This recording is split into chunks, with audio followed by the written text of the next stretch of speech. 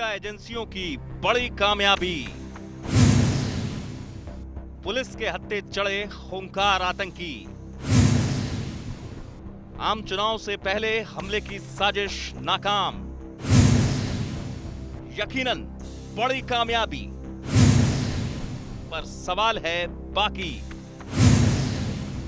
कितना सुरक्षित है आम चुनाव? क्या वाकई खत्म हो गई आतंकियों की दहशत? पुलिस के हत्थे आतंकियों की बड़ी खेप हाथ लगी है। 3 दिन के भीतर 5 आतंकी पुलिस के हत्थे चढ़ चुके हैं। आम चुनाव से ऐन पहले खूंखार आतंकियों की गिरफ्तारी खुफिया एजेंसियों और पुलिस की यकीनन बड़ी कामयाबी कही जा सकती है।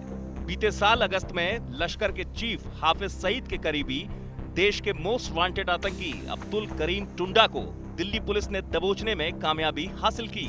टुंडा के साथ साथ एनआईए की मोस्ट वांटेड लिस्ट में शामिल इंडियन मुजाहिदीन के सह संस्थापक यासीन भटकल भी सलाखों के पीछे पहुंच चुका है। यासीन भटकल को भी 2013 में बिहार में नेपाल की सीमा से लगे इलाके से गिरफ्तार किया गया। कुछ दिन पहले ही पुलिस ने इंडियन मुजाहिदीन के एक अन्य खूंखार आतंकवादी जिया उर रहमान उर्फ वकास को राजस्थान के अजमेर से उसके 3 सहयोगियों के साथ गिरफ्तार किया था। और अब इंडियन मुजाहिदीन का सरगना और बीजेपी के पीएम पद के कैंडिडेट नरेंद्र मोदी की पटना रैली में सीरियल ब्लास्ट का मास्टरमाइंड तहसीन अख्तर उर्फ मोनू मंगलवार को गिरफ्त में आ गया। बिहार के समस्तीपुर का रहने वाला तहसीन अख्तर पाकिस्तान भागने की फिराक में था। तहसीन अख्तर उर्फ मोनू लोकसभा चुनाव के दौरान देश में धमाके करने की प्लानिंग बनाने में जुटा था। इन आतंकियों की गिरफ्तारी से आम चुनाव पर आतंक की दहशत तो कम हुई है, लेकिन चुनाव से पहले इनकी गिरफ्तारी कई सवाल भी खड़े करती है। सवाल खुफिया एजेंसियों की धीमी कार्यप्रणाली पर, सवाल सरकार की मंशा पर, सवाल देश की सुरक्षा पर, सवाल आतंक के असल आकाओं की गिरफ्तारी पर। जिया न्यूज ब्यूरो।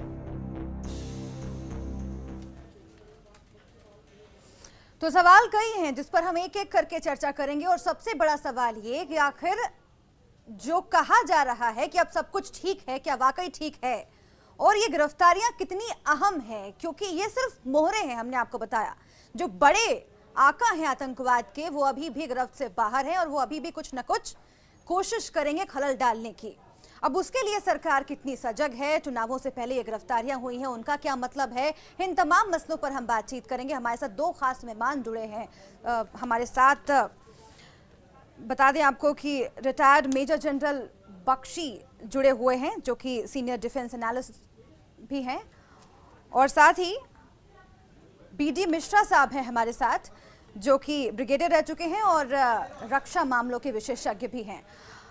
हम आपको बता दें कि ये जो पूरा मसला है वो इतना आसान नहीं है, क्योंकि सुशील कुमार शिंदे ने पहले ये बात कही थी कि अब डरने की जरूरत नहीं है, अब सभी पार्टियों को निश्चिंत हो जाना चाहिए, क्योंकि गिरफ्त में है तमाम पार्टियां, तमाम जो आतंकवादी हैं वो गिरफ्त में आए हैं, शिकंजे में हैं कुछ अहम चेहरे। लेकिन अहम सवाल ये है कि आखिर ये गिरफ्तारियां कितनी अहम है, क्योंकि आज भी जो आतंकवाद फैलाने की कोशिश है वो लगातार जारी है। जी हां, आतंक के आका आज भी आजाद हैं। असल तौर पर इन तमाम आतंकवादियों का जो कनेक्शन है वो पाकिस्तान से देखा गया है, पड़ोसी मुल्क से देखा गया है, और वहां पर से जो सप्लाई की जा रही है आतंकवाद को फैलाने के लिए, बंदूकें, तमाम हथियार, वो लगातार जारी हैं, फंड भी जारी हैं, ये दुनिया जानती है और ये किसी से छिपा नहीं है। ऐसे में कितने महफूज होंगे आम चुनाव, और जो दावा किया जा रहा है वो उसमें कितना दम है, ये बड़ा सवाल है। हमारे साथ बख्शी साहब जुड़े हुए हैं। सबसे पहले बख्शी साहब, मैं आपसे जानना चाहूंगी, लगातार ये कहा जा रहा है कि गिरफ्तारियां काफी अहम हैं, लेकिन अहम सवाल ये है यहाँ पर कि इन गिरफ्तारियों के बाद हम क्या संतोष कर सकते हैं, क्योंकि जो अहम लोग हैं आतंकवाद के पूरे नेटवर्क से जुड़े हुए, वो तो अभी भी गिरफ्त से बाहर हैं और उनसे खतरा तो अभी भी है। बेशक आपने बिल्कुल सही फरमाया कि देखिए, सबसे पहले तो हमारे देश में एक बहुत ही मिथ्या धारणा फैलाई गई थी कि इंडियन मुजाहिदीन तो होम ग्राउंड टेरर है साहब। ये सब आपकी गलती है, आप ही की पॉलिसीज की वजह से जो लोकल लड़के हैं वो रास्ता से भटक गए हैं और ये सब कर रहे हैं। ये सरासर झूठ है। ये पाकिस्तान की आईएसआई का हाथ है इंडियन मुजाहिदीन के पीछे। सन 2003 में पाकिस्तान की आईएसआई ने प्रोजेक्ट कराची के तहत कोई 80 लड़के यहां से ले गई थी बलूचिस्तान में। 3 महीने का उनका ट्रेनिंग कैंप चलाया था और उन्हें ट्रेन किया था कमर्शियली अवेलेबल एक्सप्लोजिव्स का इस्तेमाल करते हुए, मसलन की अमोनियम नाइट्रेट, हाइड्रोजन पेरोक्साइड और पोटेशियम क्लोरेट इत्यादि, जो कि आप बाजार से खरीद सकते हैं। किस तरह इंप्रोवाइज्ड एक्सप्लोजिव डिवाइसेस आईईडीज बनाना, और जो हालांकि कम ताकत की हैं, लेकिन अगर उनका इस्तेमाल टैंडम में किया जाए, 5, 6, 7 इकट्ठी लगाई जाए तो बहुत भारी जानी माली नुकसान पहुंचाया जा सकता है। वकस के पकड़े जाने से देखिए अब बिल्कुल साफ हो गया है, वकस पाकिस्तान से है। उसे पाकिस्तान की फौज के अफसरों ने ट्रेन करके यहां भेजा उपद्रव करने के लिए, यहां पे सैकड़ों भारतीय लाशें गिराने के लिए। और हम हैं कि यहां पे लगातार जो इनकी पैरवी खुशामदी करते हैं, जो इनके बल पे इलेक्शंस जीतना चाहते हैं, वो लोग लगे हुए हैं इस प्रोपेगेंडा के अंदर कि साहब ये सब तो होम ग्राउंड टेरर है, ये सब तो हमारी पॉलिटिकल मिस्टेक्स का जो है यहाँ पे नतीजा है। ये सब सरासर झूठ प्रचार है और आपको अपने खिलाफ जो दुश्मन की ताकत को अंडर एस्टिमेट नहीं करना चाहिए। आपने बिल्कुल सही फरमाया, अंडर एस्टिमेट नहीं करना चाहिए। बीडी मिश्रा साहब भी हमारे साथ जुड़े हुए हैं, उनसे भी पहली प्रतिक्रिया में चाहूंगी। बीडी मिश्रा साहब, आपकी तो पहले मैं प्रतिक्रिया चाहूंगी कि कैसे देखा जाए इन गिरफ्तारियों को, जो दावे सरकार कर रही है और बहुत बड़ी कामयाबी बताया जा रहा है। बड़ी कामयाबी तो है, लेकिन संतोषजनक है क्या? मैं सबसे पहले तो यह कहना चाहूँगा कि जहाँ तक आतंकवाद का सवाल है भारत में और हमारी इंटरनल सिक्योरिटी का सवाल है, इसमें कोई भी गिरफ्तारी जो होती है उसके लिए अपनी पीठ थपथपाना यह सबसे बड़ी गलती होगी, क्योंकि यह टिप ऑफ आइसबर्ग है। भारतवर्ष में आज के दिन फॉरेन इंसाइटेड, फॉरेन प्लांटेड और फॉरेन फंडेड, फॉरेन सपोर्टेड इतने स्लीपर सेल्स हैं आतंकवादियों के, जिनका हमको पता नहीं है। और अगर इसमें कोई एक गिरफ्तारी होती है और इसको एक बहुत बड़ी कामयाबी कह के और फिर उसके बाद आंख नाक कान बंद करके सो जाना, यह सबसे बड़ी गलती होगी, खास तौर से जो सुरक्षा कर्मी हैं उनकी और पुलिस की। अगर यह एक अच्छी गिरफ्तारी है, अच्छा काम है, तो यह काम आगे बढ़ाना आवश्यक है और इस काम पर सेटिस्फाइड होके और अपने को यहीं पर हाल्ट करना यह सबसे बड़ा खतरा होगा। दूसरी बात, आज के दिन हमारे यहाँ चुनाव होने वाले हैं लोकसभा के, और इसमें तमाम नेता, तमाम पॉलिटिकल पार्टी के लोग और फ्रीली मूवमेंट करेंगे और काफ़ी वल्नरेबल रहेंगे, और ऐसे में इन आतंकवादियों का खतरा और भी बढ़ जाता है और यह स्ट्राइक कर सकते हैं जहां पर चाहें, जिस वक्त चाहें, जैसे चाहें। बहुत ही नाजुक है, ये समय बहुत ही नाजुक है, क्योंकि कि पहले भी ऐसे जो हमले हैं। बिल्कुल बिल्कुल बख्शी साहब, बिल्कुल मिश्रा साहब, मैं आपकी बात समझ रही हूं कि जिस तरह से अभी आम चुनावों का वक्त है, उस लिहाज से ये जो खतरा है वो और बढ़ जाता है। हम अपने दर्शकों को बता दें कि 3 दिन में 5 आतंकी पकड़े गए हैं और ये मोहरे हैं, रिमोट किसी और के हाथ में है। पड़ोसी मुल्क में बैठे आतंकी भारत पर लगातार हमले की योजना बनाते आ रहे हैं। भारत ऐसे 50 भगोड़ों की लिस्ट भी जारी कर चुका है जो सरहद पार आतंक को बढ़ावा देते हैं। गिरफ्त में दहशतगर्द, इंडियन मुजाहिदीन के आतंकी, शिकंजे में आतंक के चंद चेहरे, आजाद घूम रहे हैं इनके आका। कब गिरफ्तार होंगे असली आतंकी? खुफिया एजेंसियों के सहयोग से चुनावों के ऐन पहले आतंक के पर्याय माने जाने वाले खूंखार आतंकी सलाखों के पीछे पहुंच चुके हैं। आतंकी संगठन इंडियन मुजाहिदीन के सिपहसालार यासीन भटकल और तहसीन अख्तर उर्फ मोनू को भी शिकंजे में ले लिया गया है, लेकिन इसके आका अभी भी आजाद घूम रहे हैं। ये आतंकी तो महज मोहरे हैं, रिमोट जिनके हाथ में है वो अभी भी आजाद घूम रहे हैं। कथित रूप से पाकिस्तान में छिपे हैं आतंक के आका जो भारत में हमले करवाते हैं। सबसे पहला नाम आता है मोस्ट वांटेड आतंकी हाफिज सईद। भारत की ओर से पाकिस्तान में छिपे आतंकवादियों की जारी की गई लिस्ट में हाफिज सईद का नाम सबसे ऊपर है। जमात उल दावा चीफ हाफिज सईद पर मुंबई हमलों सहित भारत में अन्य बड़े आतंकी हमलों में शामिल होने का आरोप है। अंडरवर्ल्ड डॉन दाऊद इब्राहिम 1993 में हुए सीरियल ब्लास्ट का आरोपी, पाकिस्तान में छिपकर भारत के खिलाफ साजिश।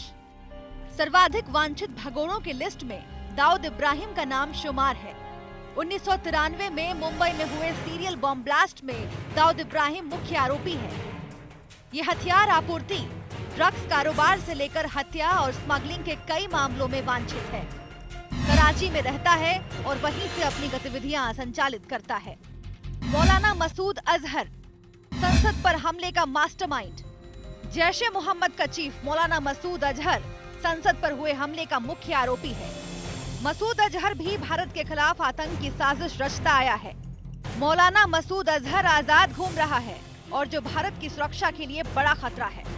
खूंखार आतंकी जकीउर रहमान लखवी, लश्कर का नंबर 2 कमांडर। आतंकी संगठन लश्कर तैयबा में नंबर 2 की हैसियत रखने वाला आतंकी जकीउर रहमान भी देश के लिए बड़ा खतरा है। लखवी ने 26/11 हमले के लिए ट्रेनिंग और भर्ती का काम देखा था। अनीस इब्राहिम, दाऊद इब्राहिम का भाई, टी गैंग का खास मेंबर अनीस इब्राहिम खाड़ी के देशों में बिजनेस चलाता है। मुंबई बम धमाकों में आरोपी है। अनीस इब्राहिम भी अपने भाई की तरह भगोड़ा है। मेनन अब्दुल रज्जाक उर्फ टाइगर मेनन, टाइगर मेनन के नाम से भी जाना जाता है मोस्ट वांटेड मेनन अब्दुल रज्जाक। 1993 को मुंबई ब्लास्ट में आरडीएक्स का इंतजाम उसी ने किया था। इलियास कश्मीरी, अलकायदा की 313 ब्रिगेड का चीफ। मुंबई पर हुए 26/11 हमले का प्लान इलियास कश्मीरी ने तैयार किया था। हेडली से भी उसका नाम जुड़ा। वो भारत पर 2 और हमले की तैयारी कर रहा था। सैयद सलाउद्दीन, हिजबुल मुजाहिदीन का सुप्रीम कमांडर। कश्मीर को लेकर भारत के खिलाफ जिहाद चलाने वाला सैयद सलाहुद्दीन देश में होने वाले आम चुनावों को प्रभावित कर सकता है, खासकर जम्मू कश्मीर में दहशत फैला सकता है। ऐसे भगोड़ों और आतंकवादियों की लिस्ट काफी लंबी है जो भारत में दहशत फैलाने का मौका ढूंढते रहते हैं। ऐसे में सवाल उठता है कि जब तक ये आतंक के आका खुलेआम घूम रहे हैं, देश कैसे महफूज रह सकता है। चंद आतंकियों की गिरफ्तारी पर खुफिया एजेंसियां, पुलिस और सरकार भले ही अपनी पीठ ठोक लें, लेकिन ये भी एक कड़वा सच है कि जब तक आतंक के आका शिकंजे में नहीं आते, तब तक ये कामयाबी अधूरी है। जी हाँ, न्यूज़ ब्यूरो।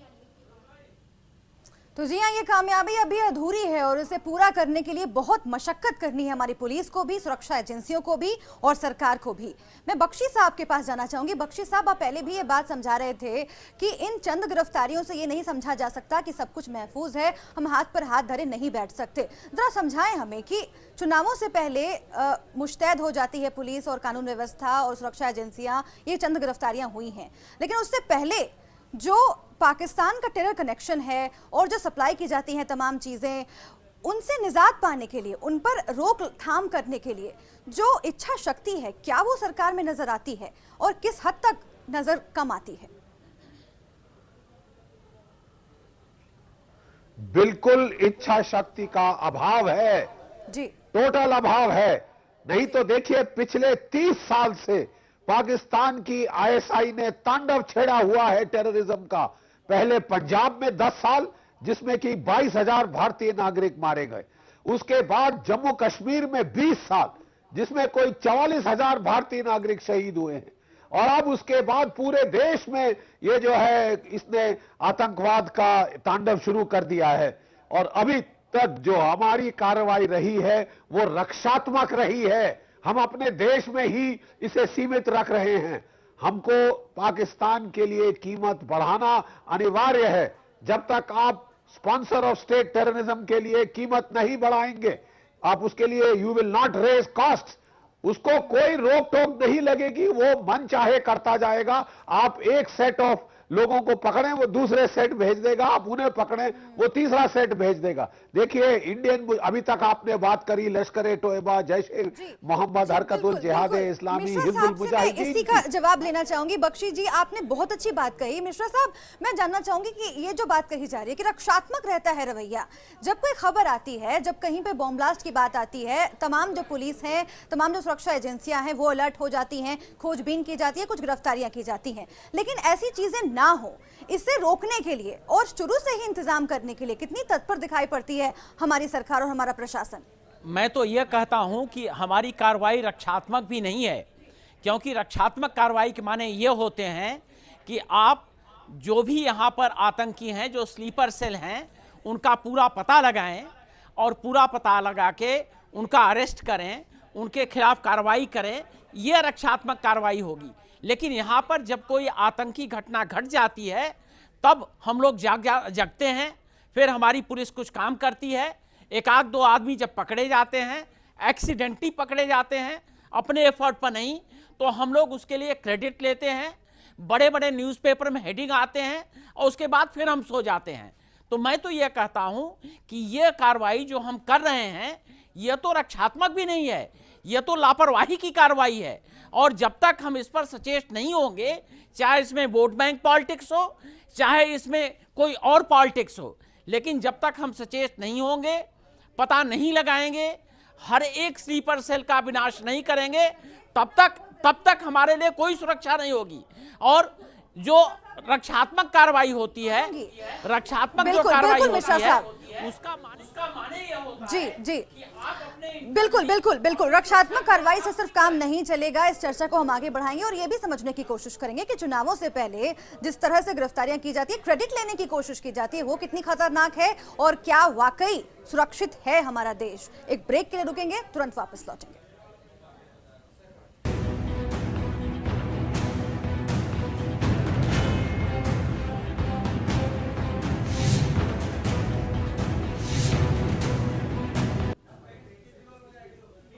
तो क्या वाकई संतोषजनक है स्थिति? जो गिरफ्तारियां हुई हैं, क्या वाकई उसके बाद हाथ पर हाथ धरे बैठेंगी तमाम सुरक्षा एजेंसियां, या फिर यह कोशिश की जाएगी कि आगे और इस तरीके से आतंकवाद के खात्मे की कोशिश की जाए और उन असल गुनहगारों को पकड़ने की कोशिश की जाए जो लगातार दहशतगर्दी फैलाने में लगे हुए हैं? हमारे साथ दो खास मेहमान जुड़े हुए हैं। मैं बख्शी साहब के पास जाना चाहूंगी। बख्शी साहब, ब्रेक में जाने से पहले हमने समझने की कोशिश की कि कैसे इच्छा शक्ति की कमी नजर आ रही है। एक बात यहाँ पर यह भी है कि चुनावों से पहले गिरफ्तारियां होती हैं और क्रेडिट लेने की कोशिश खूब की जाती है। कहा जाता है कि ये चंद गिरफ्तारियां हुई हैं, बड़ी कामयाबी के तौर पर इसकी संज्ञा दी जाती है। और यह भी कहा सुशील कुमार शिंदे ने कि डरने की बिल्कुल जरूरत नहीं है। ये जो रवैया है, ये कैसे देखें? देखिए, सबसे पहले तो मैं कहूंगा कि हमारे सुरक्षा तंत्र, हमारे इंटेलिजेंस ब्यूरो के सुरक्षा कर्मी, हमारी पुलिस के सुरक्षा कर्मियों को वाकई ही इस उपलब्धि के लिए मुबारकबाद दी जानी चाहिए कि उन्होंने सराहनीय काम किया है। लेकिन आपने बिल्कुल सही फरमाया कि अगर हम इससे निश्चिंत होकर हाथ पे हाथ धर के बैठ जाएं और ये समझ लें कि हमने पूरी इंडियन मुजाहिदीन को धराशाही कर दिया है, तो ये बड़ी भारी भूल होगी। देखिए, इंडियन मुजाहिदीन 3 ग्रुप्स में स्प्लिट हो गया है। अगर आप एक तंत्र को खत्म भी कर लें तो 2 और तंत्र वहां बैठे हैं, और एक तंत्र तो अब अफगानिस्तान में घुसकर तालिबान और अल-कायदा के साथ मिल गया है, और वो ज्यादा घातक कार्रवाई आपके साथ कर सकता है। और जैसे जैसे इलेक्शन होगी, वो रिपोर्ट्स ये आ रही हैं कि जिस प्रकार राजीव गांधी जी को मारा गया था, उनका हत्याकांड किया गया था सुसाइड बॉम्बर का इस्तेमाल करके, इस प्रकार की इंटेलिजेंस रिपोर्ट्स आई हैं जो बहुत खतरनाक हैं। तो क्या हम पाकिस्तान को खुली छूट देंगे कि हमारे प्रधानमंत्री पे प्रधानमंत्री वो मारते जाएं, यहां इस देश में आए और हम लोग हाथ पे हाथ धर के बैठे रहेंगे? ये खतरा है। और उस बार भी ये कहा जा रहा है कि बीजेपी के प्रधानमंत्री पद के उम्मीदवार नरेंद्र मोदी, उन पर निशाना साध सकते हैं तमाम आतंकी, और जो आतंकी पकड़े गए हैं उन्होंने इस बात का खुलासा किया है। यहां तक कि वाराणसी की रेकी तक की गई थी आतंकवादियों के द्वारा। मिश्रा साहब, आप कुछ कहना चाह रहे हैं? कैसे देखें इसे? राजनीति जो होती है कितनी बड़ी घातक है? इसमें कोई शक ही नहीं है। और मुझे तो यह लगता है कि यह चुनाव के मामले में, चुनाव के दौरान इनके जितने भी आक्रमण होंगे, उसका सिर्फ असर आक्रमण का ही नहीं होगा, उनका सिर्फ असर उस खून खराबे का नहीं होगा, बल्कि हमारी व्यवस्था को अपसेट करने का होगा और इंटरनल जो कॉन्फ्लिक्ट है हमारे यहाँ वो भी बढ़ाने का होगा। तो यह बहुत अहम मसला है और मैं ये समझता हूँ कि सुरक्षा कर्मियों को आज नहीं, इसके 1 साल पहले इनको चेतना चाहिए था और इनको खोज करनी चाहिए थी, इनको इंटेलिजेंस सेटअप अपना एक्टिवेट करना चाहिए था, जिससे पता लगे कि कहाँ पर हमारे स्लीपर सेल्स हैं। अभी हाल में पटना में मोदी जी के रैली में तमाम ब्लास्ट हुए थे और आज अब ये न्यूज़ आ रही है कि शायद उनको निशाने पर रखा गया है। तो यह सब मामला इतना गंभीर है कि इसकी व्यवस्था लगातार होनी चाहिए, देर तक होनी चाहिए और हमेशा कंटिन्यू होनी चाहिए, लेकिन यह नहीं हो रहा है। तो मैं ये समझता हूँ कि शायद इसमें भी कोई न कोई बड़ी कमी है, बड़ा दांवपेच है और इस बड़े दांवपेच की वजह से ये जितने आतंकवादी हैं यहाँ पर वो पकड़े नहीं जाते, इनके खिलाफ कार्रवाई नहीं होती है, इनके खिलाफ कोई सर्च नहीं होती है, इंटेलिजेंस नहीं कलेक्शन होता है। तो ये जो पॉपुलिज्म है, ये जो पॉपुलिस्ट मेजर हैं, ये देश के लिए बहुत खतरनाक हैं और इस पर हमको चेतना चाहिए, सिर्फ सुरक्षा कर्मियों को नहीं बल्कि उन लोगों को जो देश की सुरक्षा के लिए रिस्पॉन्सिबल हैं। बिल्कुल बिल्कुल बिल्कुल, यही बड़ी समस्या है कि आखिर चुनावों से पहले ही क्यों चेतती है सरकार। अगर चेतती भी है, कुछ गिरफ्तारियां होती भी हैं, उसके बाद ये कहा जाता है कि बहुत बड़ी कामयाबी है, लेकिन अब आगे क्या आगे आतंकवाद को खत्म करने में और आगे आम चुनावों को सही ढंग से संपन्न कराने में, दहशतगर्दी पर रोक लगाने में सरकार कामयाब होगी और अभी जो रवैया है वो कहां तक ठीक है, ये बड़ा सवाल है। फिलहाल बहुत शुक्रिया आप दोनों का, बख्शी साहब आपका शुक्रिया और मिश्रा साहब आपका भी बहुत बहुत शुक्रिया इस चर्चा में हिस्सा लेने के लिए। तो इस खास पेशकश में इतना ही, हमें दीजिए इजाजत, आप देखते रहिए जिया न्यूज़।